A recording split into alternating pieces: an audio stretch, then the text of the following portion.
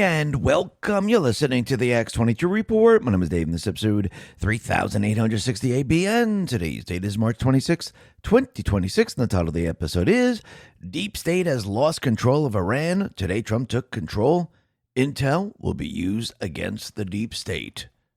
I have a question for you. Have you ever been sitting at your dinner table and said something like, I'm thinking about buying new shoes, or I need a new truck, and then you open up your phone and suddenly all you see is ads for shoes or a Chevy dealership? That's not a coincidence. Your phone is listening to everything you say, everything you do, and everywhere you go. Then it's selling your personal data and behavior to the government, data brokers, cyber criminals who would love nothing more than to steal your identity. This is the Ghost phone. Looks like a regular smartphone, but it's completely stripped of all tracking and surveillance. It's the exact opposite of the phone you're probably watching this video on. Here's what your current phone is doing right now, whether you know it or not. It's tracking everywhere you go, your favorite restaurant, your place of worship, your kid's school, your gym. Every late night search you thought was incognito mode, it wasn't. Those places you visit that you assume nobody knows about, yeah, those too. Every location, every search, every conversation, logged, packaged, and sold hundreds of times a day to people you've never met. And here's the part that should make your stomach turn. Even when you power your phone completely off, it's still pinging cell towers, still giving your data away to the highest bidder. Now, I know what some of you are thinking. I'm not a criminal. I've got nothing to hide. And that is exactly what the people profiting off your data want you to believe. Privacy isn't for criminals. It's a basic right that every law-abiding citizen deserves. And they've convinced you to just hand it over for free. That's why I made the switch to Ghost Phone. It runs Graphene OS, the most secure mobile operating system on the planet. It's built on a Pixel 7a, completely de-Googled, completely stripped of surveillance. This is not some sketchy burner phone. This is the same hardened device used by deep cover investigative journalists going into hostile territories, undercover government agents, attorneys, and federal law enforcement. And now everyday Americans can have one too. Everything still works. Apps, cameras, calls, texts, same premium hardware. The only difference, nobody is selling your movements to data brokers anymore. Click ghostphone.co/X22 in the description and use code X22 at checkout for $50 off. You deserve privacy. Stop letting big tech treat you like a product. Go to ghostphone.co/X22. Get the Ghost Phone. Now back to the video. Let's get into the economic collapse, political, and geopolitical news.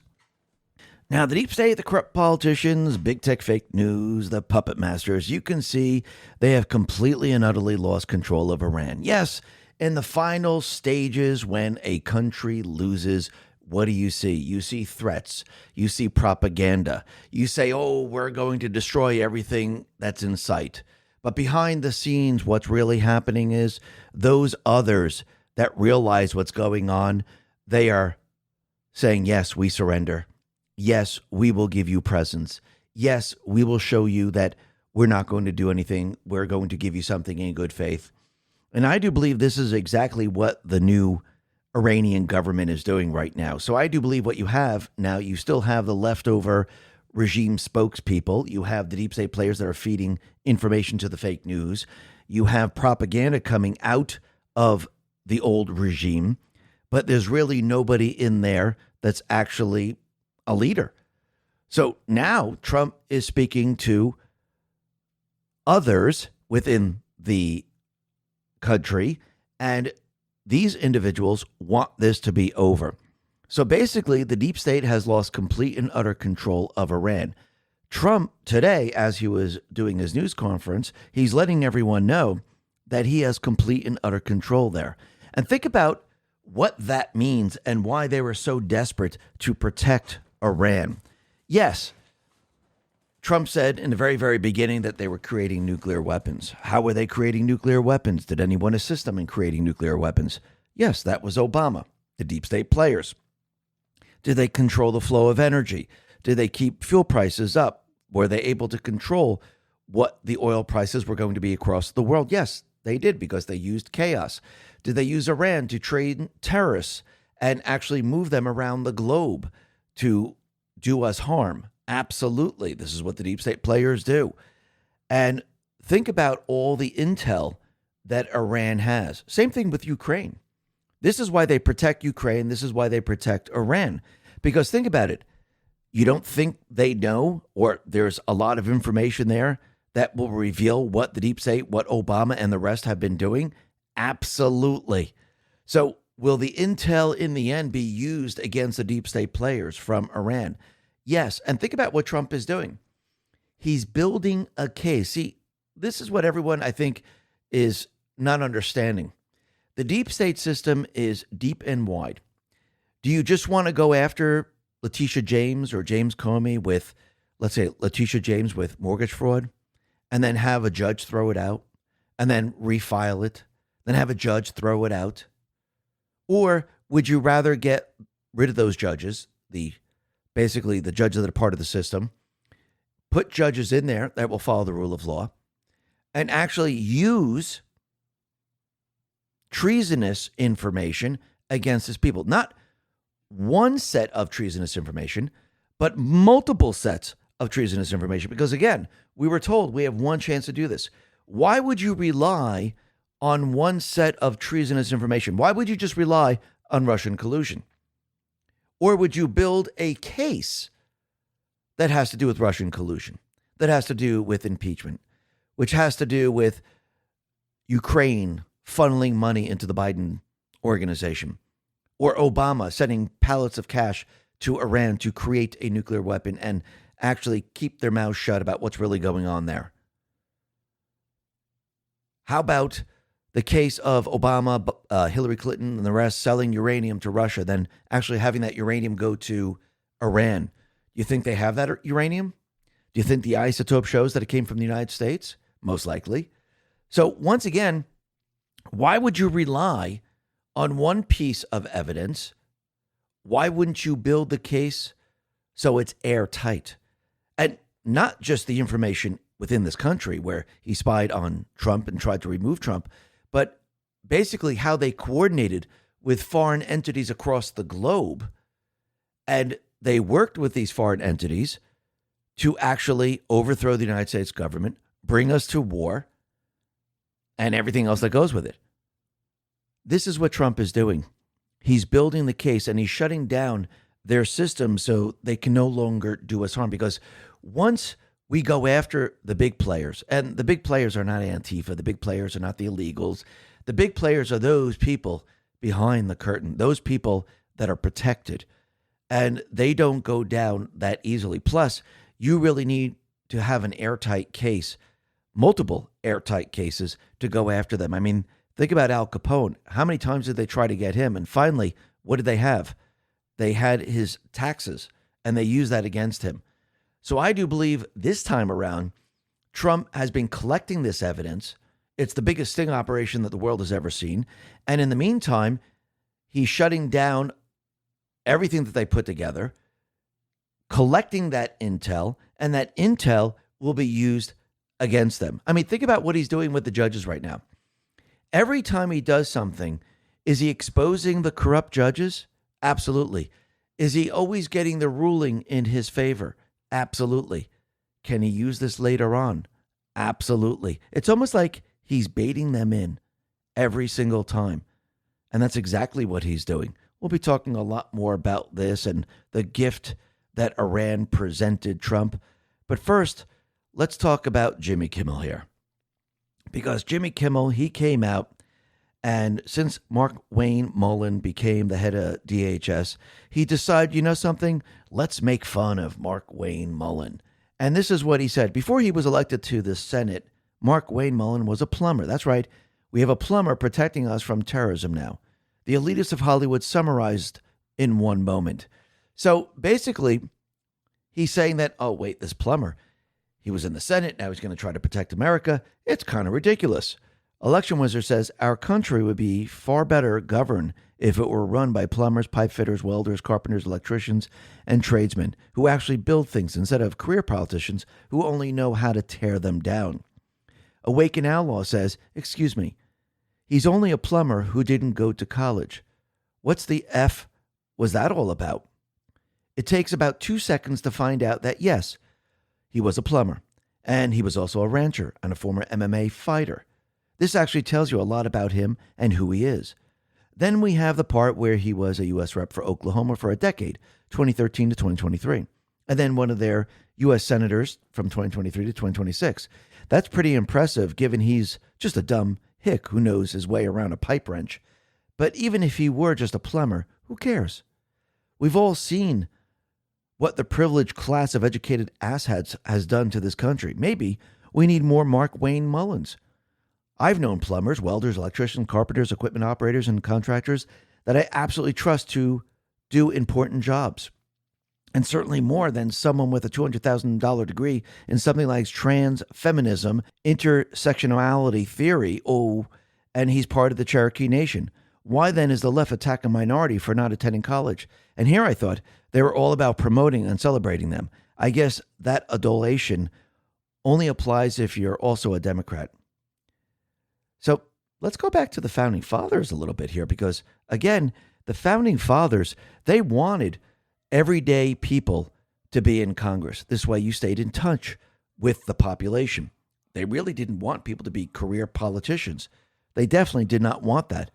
George Washington, by the way, was a plantation owner, farmer, managed the large Mount Vernon estate in Virginia, growing tobacco, wheat, and land surveyor. His first career as a young man. John Adams was a lawyer, practiced in Boston. Thomas Jefferson, lawyer, plantation owner, farmer.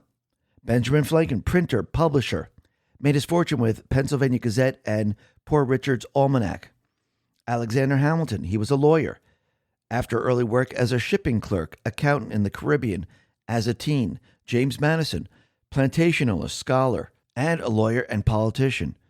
John Hancock was a wealthy merchant, shipping magnate. Samuel Adams was a merchant. He tried brewing, but it looks like it didn't work out too well, even though we have Samuel Adams right now. And you could see that most of these individuals, they were everyday people that worked all different jobs. And you could see they were always in touch with the American people.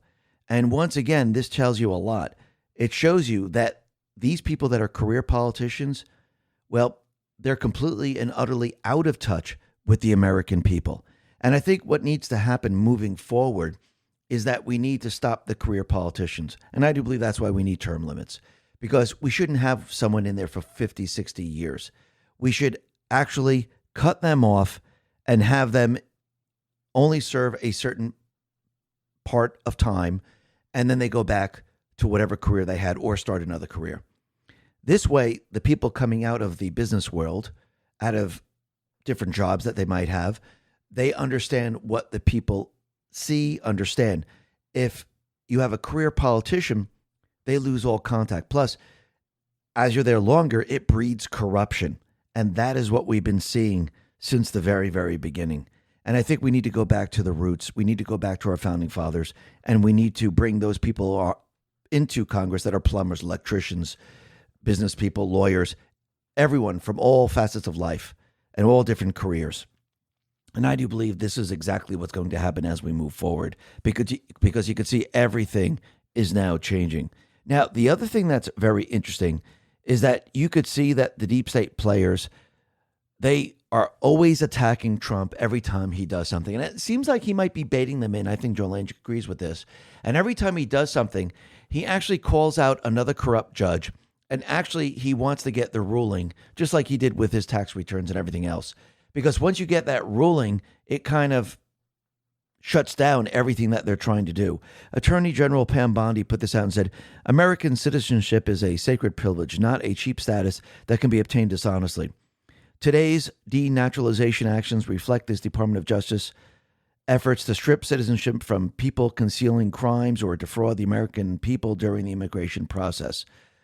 So basically, Trump, the DOJ, they announced that they're going to start to denaturalize people. They've already done 2 foreigner fraudsters who lied on their citizenship application. Now, you know what's going to happen. You're going to see a judge halt all of this. They're going to shut it down. The DOJ is going to appeal, and Trump is going to get the ruling that he needs. So this way he can denaturalize all the people that lied on their applications, because you know the Biden administration, the Obama administration, and going back in time, all of these people assisted these individuals in lying into becoming a citizen of this country. Joe Lange says Trump and Bondi are now baiting the Democrats to go judge shopping again and file a lawsuit that Trump and Bondi already know they will win, which will then allow the Trump administration to filter through all the citizenship applications and deport anybody who lied on their application. lying on a citizen application is a complete and utter crime and basically a violation of the Immigration Act. So basically, you're going to see that everything that they're trying to do is going to backfire on them, just like everything else. If you notice, Trump, he's following the rule of law. The laws have already been set. They've been set by past Congresses. And now you can see Trump, as he follows the law, he wants the ruling from the courts to say, yes, this law stands. The law that Congress made, it stands. So once he gets that ruling, how can anyone even argue against it? They can't, because any judge that follows the rule of law is going to say, you can't do this. We already made a ruling on this, and this is the law. So he's going to shut him down every step of the way. And what is he planning to do? Well, with everything that he's putting into place and all these battles that he has, he's getting the rulings, because when we do mass deportation, when we denaturalize these individuals, this is how he's going to do it. And you can see we're heading in that direction. And nothing will be able to stop this. Nothing. Now, the other thing that we can see is out in Europe, they took a vote in the EU, and it looks like the parliament just voted for a new, stricter return regulation. It looks like there's a new consensus in Europe, and the era of deportations has now begun, because I think the countries and the people of the countries have had enough. Visegrad24 put this out and said, the European Parliament has voted in favor of making it easier to deport illegal migrants from Europe. The Swedish member of the European Parliament managed to build a right-wing majority on the question, and you can see everything now is changing. When you look at the Netherlands, you could see the Danish Prime Minister, Frederiksen. She resigned following a massive election loss in a left-wing coalition. Now, they thought they had it squared off. They thought everything was going to be great. We're going to win, no problem, because she perceived that, hey, I have very strong domestic support following her confrontation with President Trump. And Danish Prime Minister Frederiksen decided to trigger an early election. Frederiksen thought the timing was perfect, but it completely and utterly backfired. Frederiksen's political party suffered the biggest ruling party election defeat in 120 plus years, and her coalition of left-wing party now lost their majority.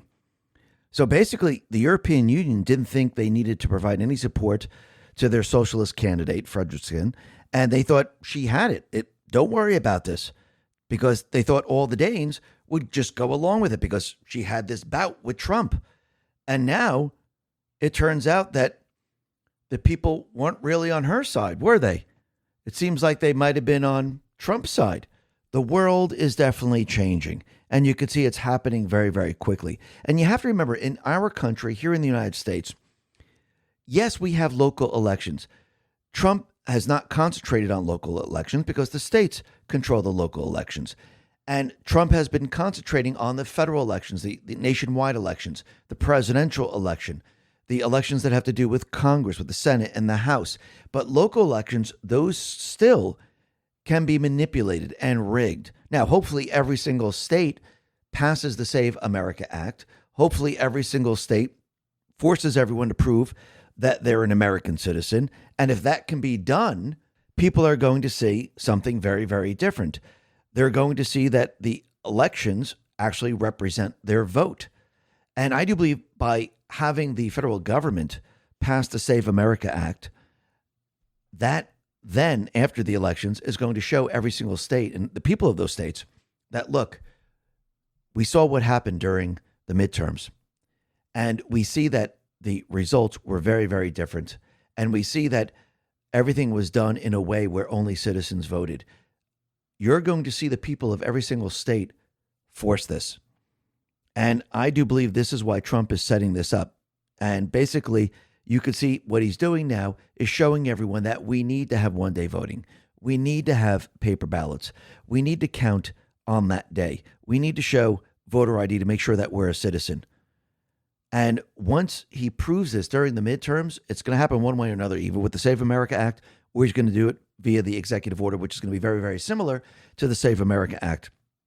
People are going to see a very, very big difference. We'll be talking a lot more about the election a little bit later. But first, let's talk about the Iranian war, because you can see the deep state players, the fake news. You could see they're still pushing out fake information. And this is coming out of the Hill saying more in USA-Iran war will make world less safe. Really, by getting rid of the terrorists, by getting rid of the nuclear threat, by getting rid of the fear tax on oil, getting rid of all of that and having peace throughout the Middle East and having all the nations come together, yeah, that's going to be worse. And actually, when you do this, you defund the deep state players. You basically weaken them. So is this really going to make it worse, or is it going to make it better for the American people? I remember when they said, hey, if you're going to move the United States Embassy from Tel Aviv to Jerusalem, it's going to be a disaster. The whole entire area will become unstable. And what did Trump do? He moved from Tel Aviv to a facility in Jerusalem. And basically, did we see unrest? Was there a problem? Did anything really happen? Absolutely not. But you could see the losers, and that is the IRGC, the deep state players, the Ds, Obama. You could see that they're still putting out propaganda. Jackson Hinkle put this out and said, Iran announces that all American bases in the region have been eliminated, and they are now looking for the hidden military personnel. Yeah, that's what they did. So not all the U.S. bases in the Middle East have been destroyed or eliminated. And when you look at it, yes, some have been damaged. Are they completely and utterly destroyed? Absolutely not. Did they cause damage? Yes, they did. Were there some casualties? Yes, there were. But again, bases or a major hub like Al Udeid Air Base that has 10,000 U.S. troops and CENTCOM Forward Headquarters and Bahrain's Fifth Fleet remain operational. The U.S. military continues air naval operations. They continue doing whatever they need to do. Now, in the first couple of days, yes, they got hit. But again, it's not like they destroyed everything. So that is completely and utterly false. And U.S. Central Command, CENTCOM, has made no statement confirming widespread base destruction. Instead, their public updates focus on striking thousands of Iranian targets, degrading Iran's missile drone capabilities, and describing Iran's sanctions as desperation with reduced attack volume. So basically, this fits the pattern of wartime propaganda on both sides during the ongoing U.S.-Iran conflict. And Iran exaggerates successes for morale, domestic audience. And basically, you could see that this is completely and utterly falling apart. I mean, they even put out videos saying that they're destroying the Abraham Lincoln and other ships, that all the ships were damaged and they're sailing away. Well, again, this is not true either. There was a kitchen fire and one had nothing to do with the battle. And when you look at the U.S. Navy Fifth Fleet Naval Forces Central Command, a U.S. Navy sailor was injured aboard the USS Abraham Lincoln while the aircraft carrier was conducting flight operations in the Arabian Sea on March 25th. The injury is not combat-related nor life-threatening. The sailor has been transported to ashore in stable condition, and the ship remains fully operational. And yes, they're putting all this information out to make you think that something's happening when it really isn't. And this happened during COVID. The deep state players, the propaganda networks, they put out all fake information, and they censored those people that were trying to tell the truth. It happened in Ukraine, where they tried to convince everyone that Russia was losing and Ukraine had the upper hand and Russia's economy was going to collapse any day. They don't have the forces. The people are deserting. And did we see any of that? No. Who's actually in trouble? Oh, that's right. Zelensky's in trouble. They're kidnapping people off the streets so they would fight. So you could see that, once again, what is the deep state players doing? They're using their propaganda networks to protect or try to convince you of something when it's really not happening. Because again, they're protecting Iran, they're protecting Ukraine, they were also protecting Venezuela. How did that work out? Not too well. They're trying to protect Cuba. That's not going to work out too well either. And there's a sign that Iran now is running low on short-range ballistic missiles targeting the UAE. Open source intel put this out and said, total fire 357 since the start of February. Last 24 hours, 0 launched reported. So it looks like things are not going too well for the Iranian regime and the deep state players. And it looks like the Arab nations surrounding Iran, they're not on Iran's side. They're actually against Iran. Kuwait, Qatar, Saudi Arabia, Jordan, and the UAE slam Iran, issuing another condemnation. Iran has effectively turned the entire region completely and utterly against them. So let's see. Iran is now isolated. How did Trump isolate them? First, he introduced the Abraham Accords during his first term. Then he had other countries sign on to the Abraham Accords in his third term. And basically, he had the nations on his side. Saudi Arabia was on his side. UAE was on his side. All the other countries were on his side. So this way, he was able to fight against Iran. Now, I do believe that since he had the Middle Eastern countries on his side, he knew that there was going to be no problem with them whatsoever, and they were going to assist in whatever he needed. He also spoke to Putin and Xi, because, again, if you look, they're not getting involved whatsoever. They didn't get involved in Venezuela. They're not going to get involved in Cuba. And they're definitely not going to get involved in Ukraine, because that is coming up next. But you can see every step of the way, Trump and team, what are they doing?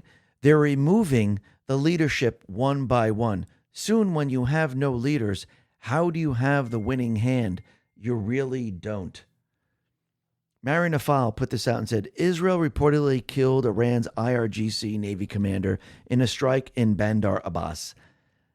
Alireza Tanzgirsiri is the official who closed the Strait of Hormuz. The man who strangled global energy markets just got taken off the board.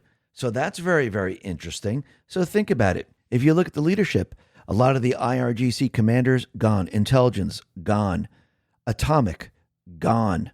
The person that handled the Strait of Hormuz, gone. The person that operated missiles, gone. All these people are gone. And the Ayatollahs, gone. Even the son is so banged up, he can barely function. So when your leadership is gone and there's really nobody there leading because you remove them, how are you in a winning position? You are not. And think about what Iran is doing right now. An official from Iran's Revolutionary Guard said the minimum age for participation in war-related support roles has been lowered to 12, according to remarks aired on state media. So Rahim Nadali said, yeah, we're going to be lowering the age and we're going to bring children into this. So wait a minute.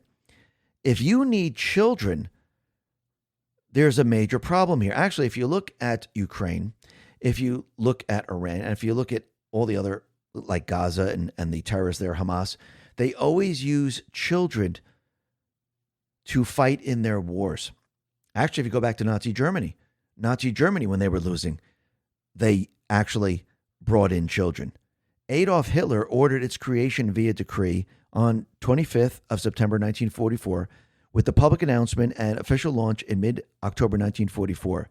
Hey, you know what's interesting? We've all seen the headlines about those miracle weight loss shots, but the 2026 data is officially in, and it's a wake-up call. A major analysis revealed that once people stop the injections, they regain an average of 60% of their weight within a year. Even worse, most of the gain is pure fat, but the muscle they lost stays gone, leaving them with a crashed metabolism and a body that's functionally older than when they started. That's why I'm obsessed with today's sponsor, GLP-1 Elevate. Instead of using needles to override my system, it uses clinically studied plant-based ingredients like metabolate to help my body naturally boost its own hunger control signals. I get the same fullness and fewer cravings, but without the scary side effects or the metabolic rebound. It supports my goals while protecting my muscles so I can actually keep the results for good. To celebrate Valentine's Day, get 50% off GLP-1 Elevate at trimwithx22.com. Every order includes a complete support bundle with a free VIP coaching for life, a 60-day money-back guarantee, and free express shipping on subscriptions. Head over to trimwithx22.com now to claim your 50% discount before it expires, or just click the link in the description. Chosen by Himmler for symbolic reasons. It was late 1944 measure as the war was turning decisively against Germany, though its heaviest use and highest casualties came in the final collapse in early 1945. Officially, it conscripted males ages 16 to 60 who weren't already in the regular military. Younger boys, often 12 to 15 from the Hitler Youth, and elderly men, 70 plus, were frequently pressed into service, especially in the chaotic final months. Now, these people were pushed into the military. Hitler Youth units were integrated or fought alongside the Volkssturm, and age limits were ignored as desperation set in. And basically, there were a huge amount of casualties. Now, if we look at the past and we look at what the terrorists have done before, and of course, the IRGC, they're a terrorist organization, and if you look at what they've done in the past, They use children and they put them in certain situations, and then they use propaganda to say the United States or Israel hit the children, which I do believe this is exactly what they're going to try to do because they're going to try to build sympathy across the world.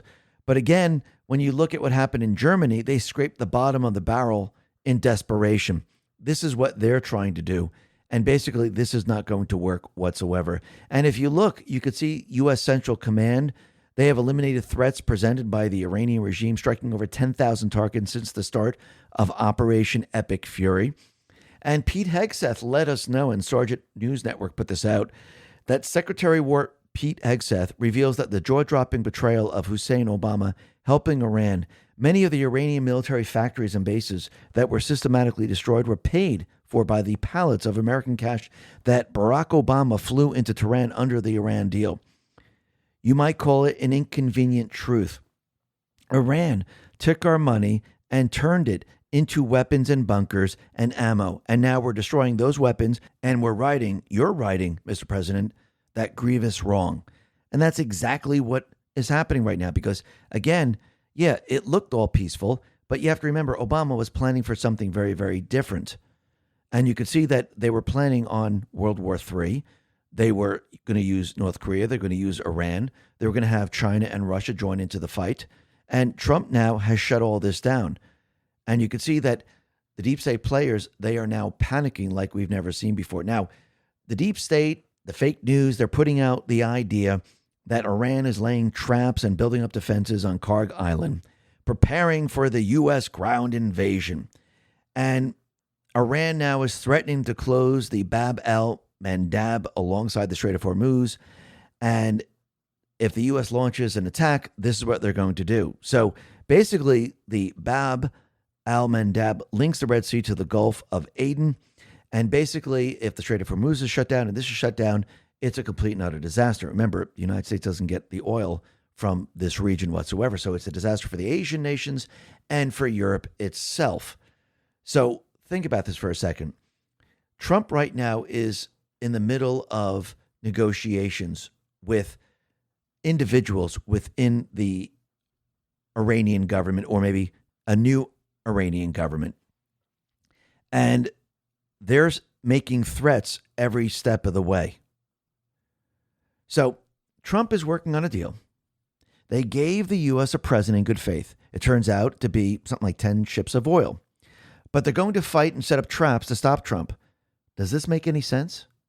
Or is it the old regime sending out propaganda saying, don't come into this region?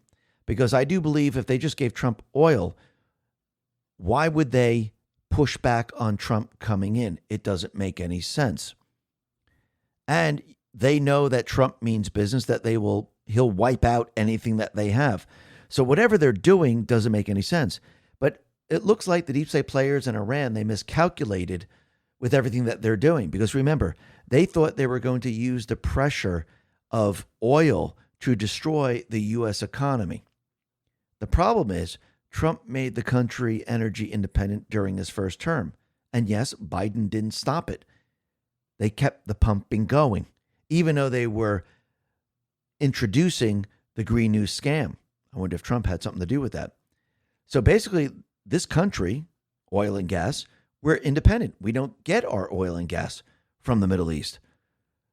So who does this really affect? It affects the Asian countries and Europe.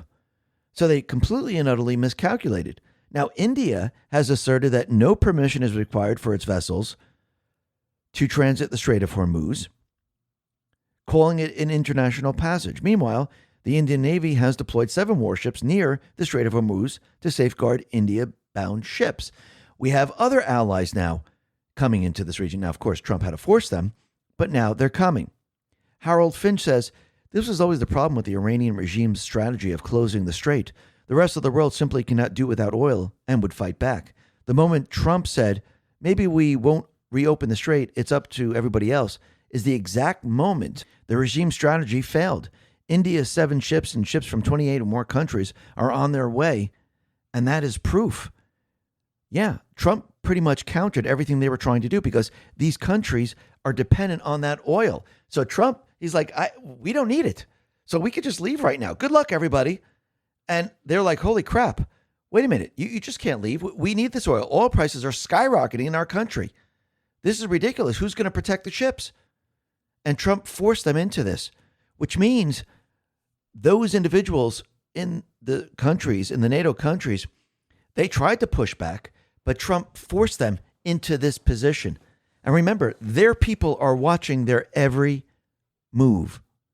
Trump says NATO nations have done absolutely nothing to help with the lunatic nation. Now military decimated of Iran, the USA needs nothing from NATO, but never forget this very important point in time. And he wants everyone to remember, Trump, he predicted this. If we need NATO, they weren't going to come to our aid. And he just proved it again. They failed. And he wants everyone to remember this for the future. Ask yourself a simple question. Why? And this is why he called NATO a paper tiger. Because without the United States, they're weak. They have nothing. And they know it. And he called them out on it. Now, the deep state players, they're trying to convince everyone that Trump isn't making a deal with the new government of Iran.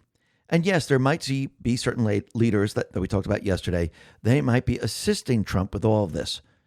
And Trump says they're negotiating, by the way, and they want to make a deal so badly. But they're afraid to say it because they figure they'll be killed by their own people. And this is what we said yesterday. It's not Israel that's going to kill them. You see, Trump has complete and utter control over Israel. He tells Israel what you're going to do. You're going to bomb here, you're going to bomb there. I don't want you to bomb the oil fields. I don't want you to bomb the gas fields. And yes, in certain times he plays good cop, bad cop. When Israel bombed the gas fields, what did he just set up?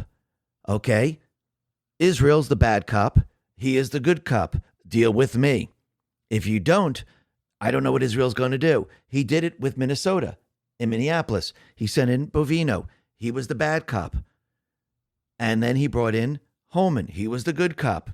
Holman got exactly what Trump wanted in the very, very beginning. They folded. Trump did not. So the same thing is happening right now. The leaders, or those who want to lead, or those who want to negotiate, they're very, very nervous, especially those individuals in the IRGC, because once again, they know if they're found out that they're talking to President Trump, most likely they'll be eliminated by their own people. Trump, he put this out on Truth. He said, the Iranian negotiators are very different and strange. They are begging us to make a deal, which they should be doing since they have been military obliterated with zero chance of a comeback. And yet they publicly state that they are only looking at our proposal. Wrong. They better get serious soon before it's too late, because once that happens, there is no turning back and it won't be pretty. President DJT. So basically, Trump has all the leverage. He has the leverage in where they presented a gift. He has the leverage showing the world that they came to him begging for negotiations. Everyone now sees that the Iranian leadership, they're a paper tiger. They have no strength whatsoever. And what is Trump doing? He's using the Sun Tzu art of war. Now, like we said in the very beginning, Trump actually disclosed what the gift actually was. And during his cabinet meeting, he asked Steve Witkoff for permission to disclose that Iran gifted the U.S. 10 big boats of oil as a tribute to show they're serious about making a peace deal. The boats are Pakistani flagged, and basically this is what the government handed over to Trump. So if they handed over that to Trump, you don't think they're going to hand over Karg Island? You don't think they're going to say, listen, we're not going to interfere with this. Go ahead, control it right now. I do believe the only people that are going to be on the island are some loose ends from the IRGC. But the main government is not going to get involved. They're not going to attack. They're not going to do anything. And we have to remember about Larak Island, which is like the toll booth of the Strait of Hormuz. So I do believe Trump now, he has the USS Tripoli coming in. I do believe we have a tactical force that is prepared and ready to maintain control. That no, they're not going to bomb it and destroy it. They're going to take out whatever resistance there is, if there is any. I think most of them will just fold once they see what's coming. And I think the tactical force will actually maintain control over these two islands. And the new government, by presenting this gift, also gave them the control of the Strait of Hormuz. Now, Trump has also said, yes, they have mines in the Strait of Hormuz. Not a lot of them, but that's a lot anyhow, because if one ship gets hit, of course, it is going to create damage. But I don't think it's going to be that difficult to clean it all up. And Trump let everyone know they are begging to make a deal. Not me. They are begging to make a deal because they realize that Trump, he's an outsider. Everything that he said, he did. All the other presidents and everyone else before him, they were fake. They were on the side of the deep state players. They talked to the American people. They talked to the world. But behind the scenes, they were going along with the deep state. And you can see that Marco Rubio, he said for 47 years, Iran has been killing and attacking Americans across this planet. Other presidents had an opportunity to do something and they refused to act. This president will not leave a danger like this in place, but will address it. That's what he's doing. Awaken Outlaw says, again, there is a 0% chance Trump ends up allowing the regime to retain power. Now, is it going to be the regime that we had before? No. Will there be certain spokespeople maybe involved in the transition? I do believe so. Will there be a new government that is formed? Absolutely. Will the new government work with the Trump administration? Absolutely. Will the Strait of Hormuz be safe? Will every single ship be able to sail through it with absolutely no problem? Will the fear tax completely and utterly disappear? Will the funding of terrorism come to an end across the world? Did the deep state players lose control of Iran? Absolutely. Today, as Trump is making his announcement, he has taken control of Iran.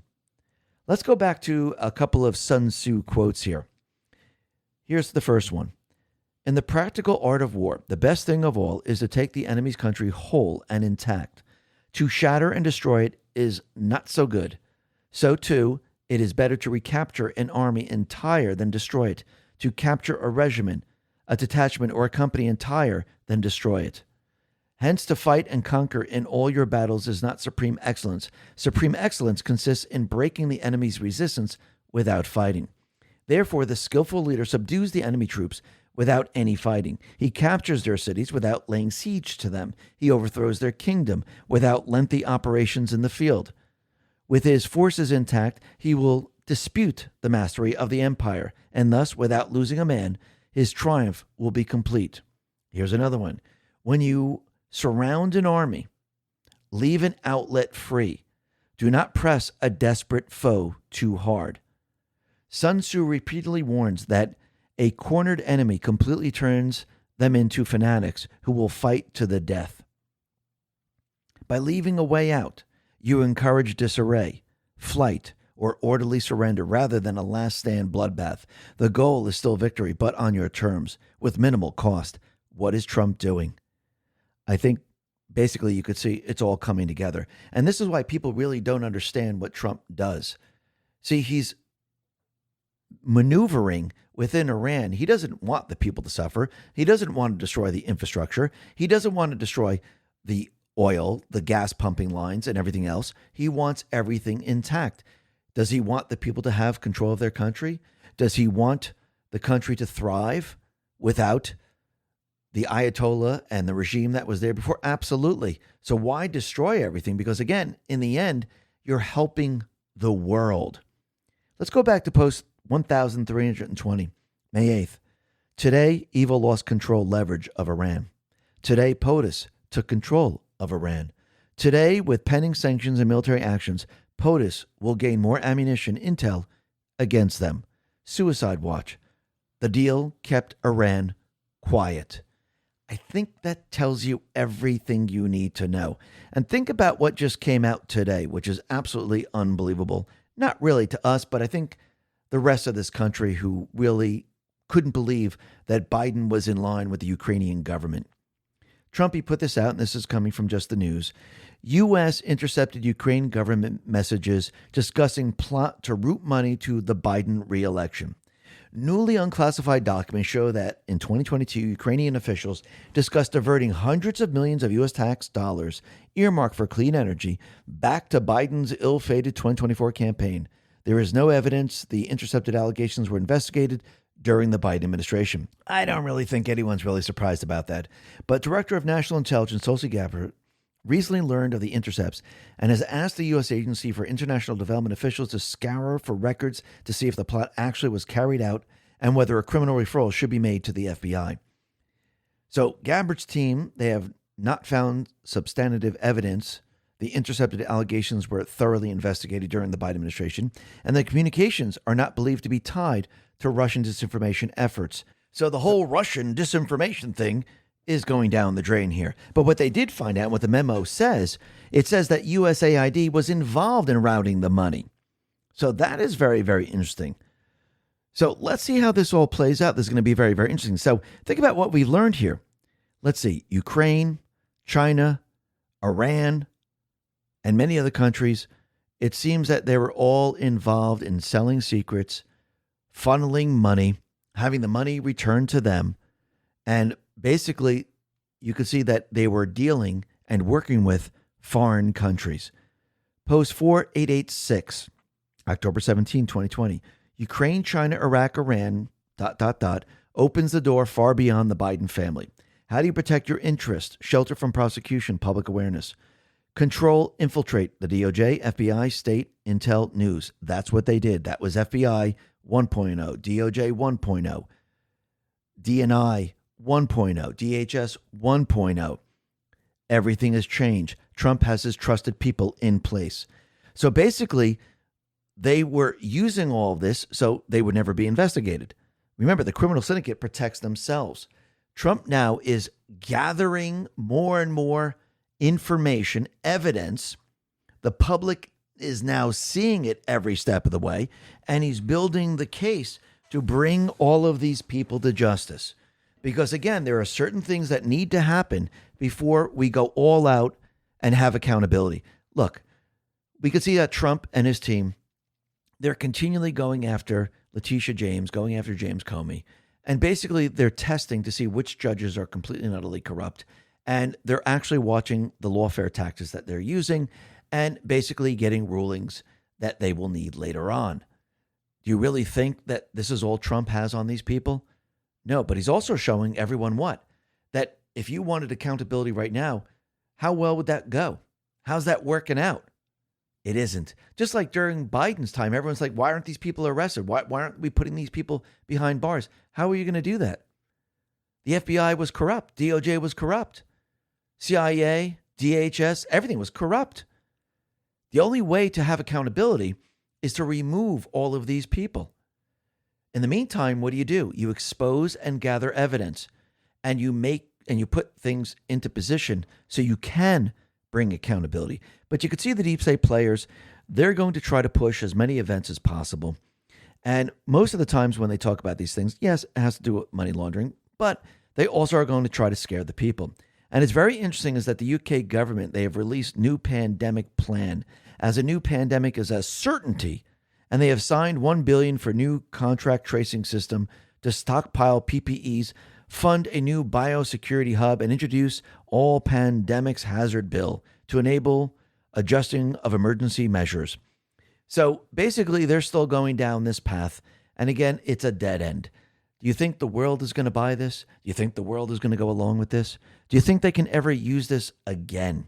Especially when you start to realize that hydroxychloroquine, ivermectin can be used to fight against the viruses along with Z, D3, and the rest. Because you have to remember, all these plandemics, they're virus-based.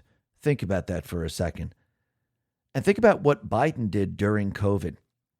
Zachary Steiber put this out and said, the White House during the Biden administration edited federal health officials' messaging on stroke after COVID-19 vaccinations. Newly released records show.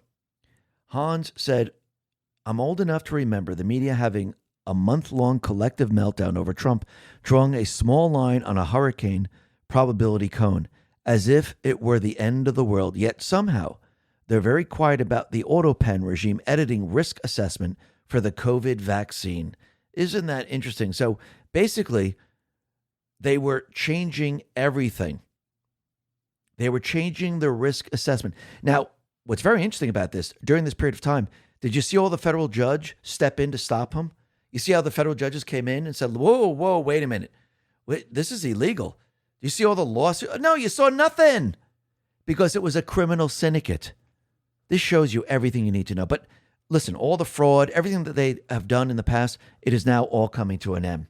Why? Because Trump now has set up J.D. Vance, and the Senate has confirmed the DOJ's new war on fraud prosecutor, Colin McDonald.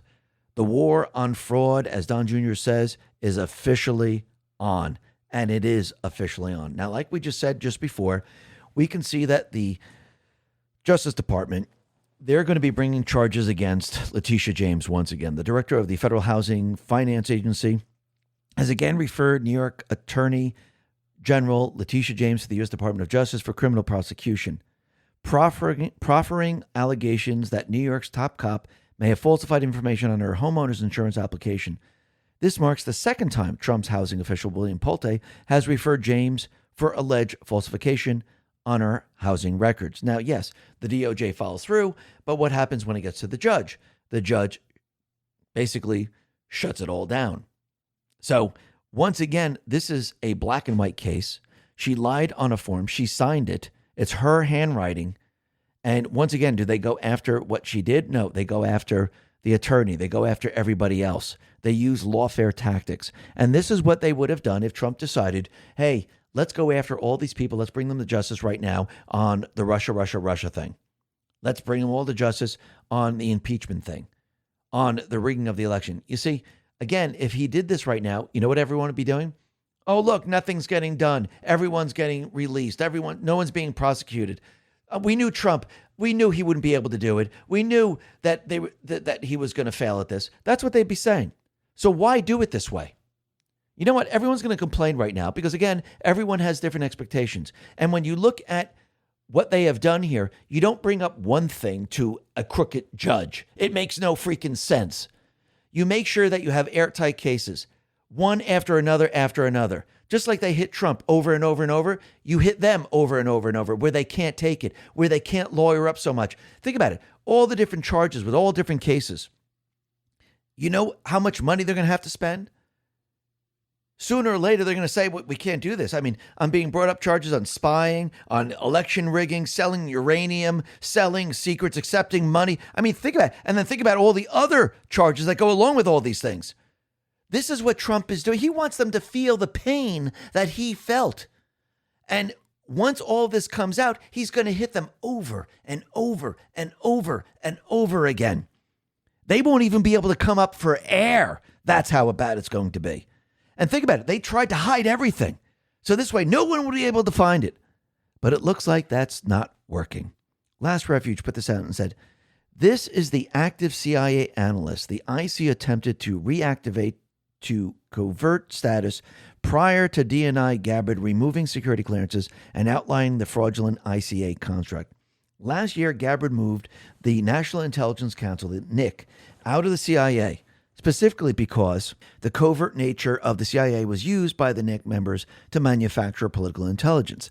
The resulting NIC analysis, much of which was fraudulently shaped by the politics, could not be challenged easily because the CIA protected both the authors and the constructs. Both Eric Ciaramella and Julia Gerganis worked inside the CIA on the NIC analysis that framed the Russian interference story in January 2017. The fraudulent intelligence community assessment, Eric Ciaramella, was also the anonymous CIA whistleblower in 2019 for the impeachment effort.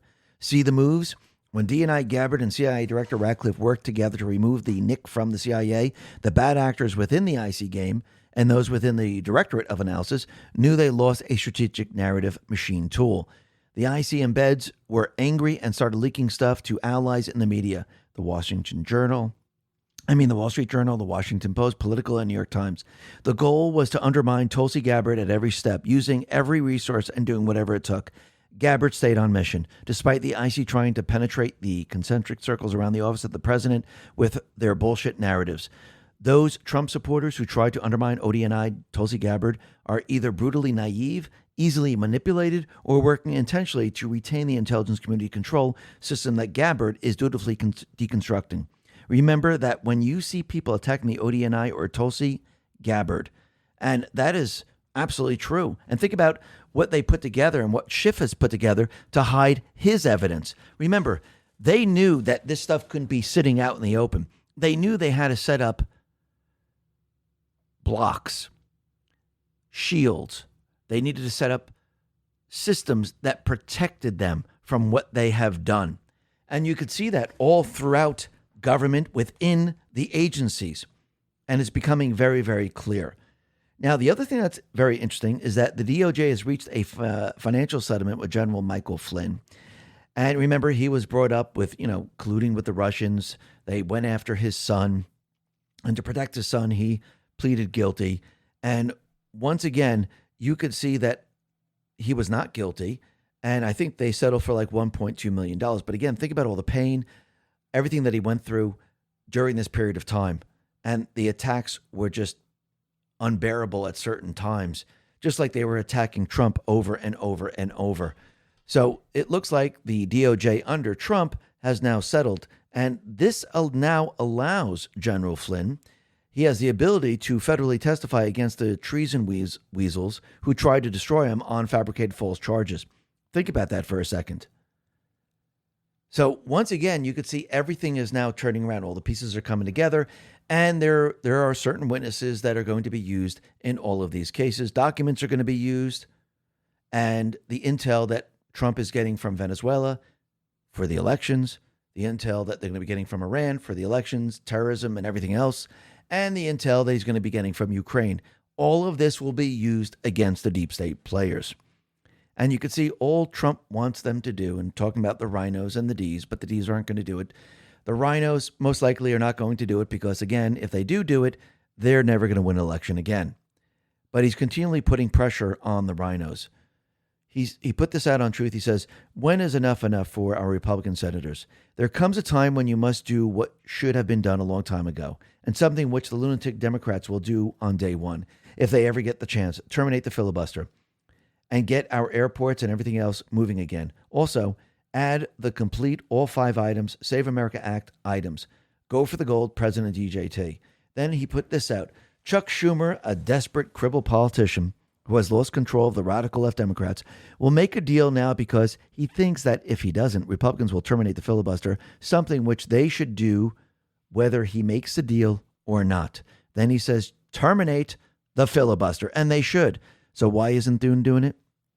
Because he knows once this is passed, his days are over. The good old boy network, the Republicans in name only, that comes to a screeching halt. And this is what they're trying to protect every step of the way. And you could see every step of the way, they're failing. Because Trump, he has the Trump card in his back pocket. If they don't pass the Save America Act, he'll make it a national security issue. Now, Matt Morse, he put out something that's very interesting. And he said some interesting information to keep in mind as we head towards the midterms. Redistricting. As a result of all the recent redistricting following the 2024 election, Republicans are set to lock in approximately 12 new House seats, while the Democrats are set to lock in approximately 6 new House seats. Democrat-led redistricting efforts in Virginia could give the Democrats another 4 seats, but the referendum to do so takes place on April 21st and actually might end up failing regardless. The Republicans are currently up 6 seats in the House before anyone has even voted. Supreme Court rulings. The Supreme Court is expected to shut down the counting of mail-in ballots after Election Day, which has always mysteriously benefited the Democrats. This is expected to be a 63 Supreme Court ruling in the very near future. The Supreme Court is also expected to determine that all the Democrat racially gerrymandering voting districts across the country are unconstitutional. If the Supreme Court issues this ruling prior to early June, it will go into effect before the midterms, and the Democrats will lose 12 to 20 seats in the House. Simply put, this is doomsday for the Democrats. Legislative executive order. If the Save America Act ends up getting passed, or an executive order clone of the Save America Act, the following things will be required to vote in midterms. Proof of citizenship when registered, photo ID when voting, and mail-in voting will be entirely shut down outside of extreme exceptions. Living overseas, disability, military, etc. This would also be disproportionately catastrophic for the Democrat voter base. Wild card variables. If Trump actually presents credible evidence to the American people that foreign influence has taken place in our elections and that the Democrats were complicit in this foreign influence, you can imagine that Republican voter turnout would spike as a result. It's somewhat likely that this will happen. President Trump doesn't seem to be panicked about midterms right now. Even though he'd be the single most screwed person in the country if the Democrats were to retake the House, maybe he has an ace up his sleeve, so to speak. It's going to be a very interesting year with lots of twists and turns and surprises. Things are very far from being over. Joe Lange responded to this and said, "This is a very good post, but I would like to add the huge thing that's missing. If Trump presents the evidence of foreign involvement in our elections with the help from Democrats, it's not a high turnout of Republicans that the Democrats will fear. It will then become a national security issue and treason. That will give the president and the constitutional authority to transform the entire election system in order to remove all fraud. It will also trigger mass arrests. That's what the Democrats really fear." And that's absolutely true. And Trump is letting everyone know, if he didn't step in, this country would be a complete and utter mess. And think about this. Everyone complaining that Trump isn't doing what he said he was going to do. There's no arrests. This is ridiculous. Think about what would happen if Kamala was president right now, or Biden decided to run and they kept him on, or they had somebody else. What do you think the country would be like?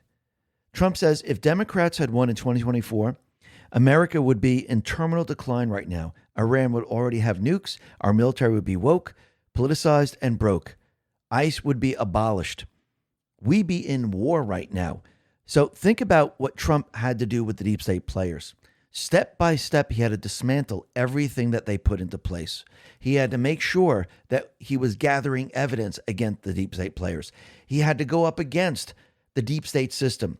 Yes, he had to go up against the FBI, DOJ, DHS, CIA, you name it. He had to take control over those organizations. He had to put the trusted people in place. Those trusted people had to basically restructure the entire organization because they were structured to protect the deep state players. They were a form of protection. They had to restructure it to actually benefit the people and make arrests and investigate. Now Trump is battling the judiciary. He's also battling the fake news as usual. He's battling the Ds. He's battling all these people every step of the way, while he is trying to put everything into place, while he's gathering evidence, while he's removing the deep state from Venezuela, removing the deep state from Iran, removing the deep state from Ukraine. He's doing all this so we can have accountability. That's the whole purpose to all of this. He's taking back control. And think about it. It's not just terrorism. It's not just the deep state. It's not just Antifa. But he's also taking back control of the economic system. And that's very, very important, which means he's setting everything up. The parallel economic system, the tariff system, the gold card system, the energy sales system. He's setting all of this up to remove the source of the problem, and that is the Federal Reserve System. Because where do you think the deep state gets all this money? Where do you think all the laundered money is coming from? Everyone's going to go, oh, it's your taxes. No, it's not your taxes. Your taxes pay for the interest on the amount of money that they borrow.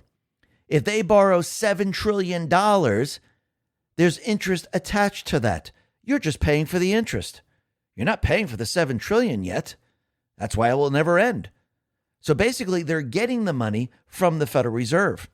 You shut that down, you can't borrow $7 trillion. You can't borrow 5. You can't borrow 3. You can't borrow 2.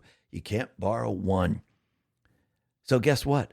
The money laundering comes to a screeching halt. If the money laundering comes to a screeching halt, can you fund Antifa? Can you fund anything around the world? Can you give kickbacks to the crooked politicians? No, you can't. Everything is accounted for. What do you think Doge is being brought into all the different agencies? And yes, Doge still exists. It's not centralized anymore. It's decentralized in all the different agencies. They're setting up a system that is going to track every single thing. So when the external money comes in from the other countries, because we have tariffs and we're selling energy and we're selling the gold card, we're selling technology, that money will be tracked through the Doge system. And once again, you'll know where everything's going. If Congress wants something, they just can't say, hey, let's pick a number here. 2 trillion. Because 2 trillion, because we're going to have to launder this through USAID.